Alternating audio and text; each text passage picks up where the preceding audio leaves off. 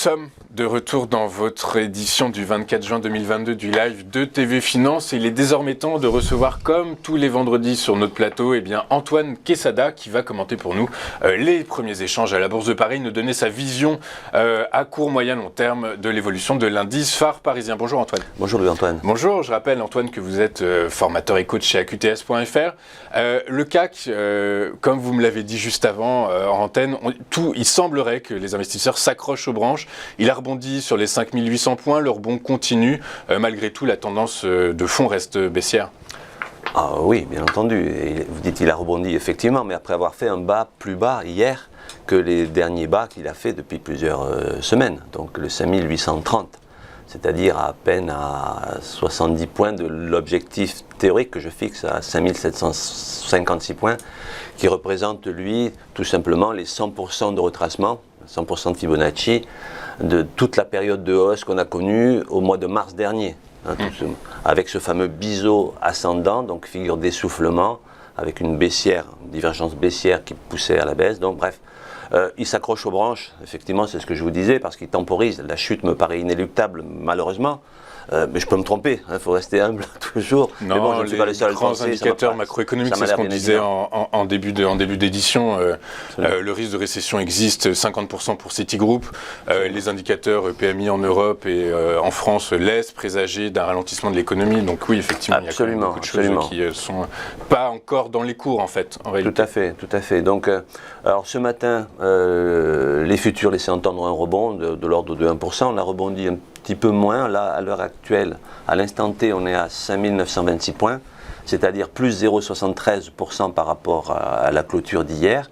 Hier, on a formé une figure en doji, c'est-à-dire une bougie avec un tout petit corps, c'est-à-dire un cours de clôture très proche du cours d'ouverture, avec une mèche basse, une mèche haute, ce qui traduit évidemment par l'incertitude en fait. L'indécision, l'incertitude, c'est-à-dire ce que l'on connaît déjà depuis toute la semaine dernière, c'était assez flagrant puisqu'effectivement on a navigué légèrement au-dessus des 5900 et légèrement en dessous aussi, donc un range de 70 points, une centaine de points maximum. Donc pour aujourd'hui, effectivement, on rebondit un petit peu par rapport à hier. Alors après, on est habitué à des séances qui ouvrent dans le vert et qui clôturent dans le rouge. Donc Oui, c'est vrai, mais je pense qu'on va stagner et on ne va pas forcément clôturer dans le rouge aujourd'hui, mais on va certainement rester sur la zone des 5930, maximum, je dirais, 5958, qui représente le plus haut qui a été fait hier, si je ne m'abuse, qui serait une première petite résistance intraday. Si le CAC était un peu plus courageux, il arriverait éventuellement à aller chercher les 6032 qui représentent eux le plus haut de mardi dernier. Donc c'est la bougie que l'on voit ici sur le graphique, celle dont la mèche touche la moyenne mobile rouge, qui est la moyenne mobile en 8 6000 points, c'est ça vous dites? 6032 points, qui serait, voilà, là en fait les petites résistances de très court terme ne sont ni plus ni moins que les derniers plus hauts que le CAC s'est permis de faire, donc les derniers plus hauts sont quand même relativement bas, et le plus bas d'hier qui malgré tout est un plus bas que ces derniers jours en fait. Donc voilà.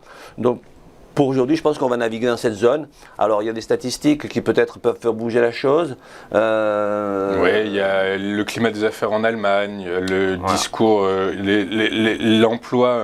l'emploi en France, les ventes de logements neufs aux États-Unis. Oui. Ça peut. Voilà, mais donc je ne pense pas qu'on chutera très fort aujourd'hui. En tout cas, ça peut patienter quelques jours, je le pense. Mais la tendance de moyen terme, long terme, pour moi, elle est baissière, comme je l'ai identifié depuis pas mal de temps.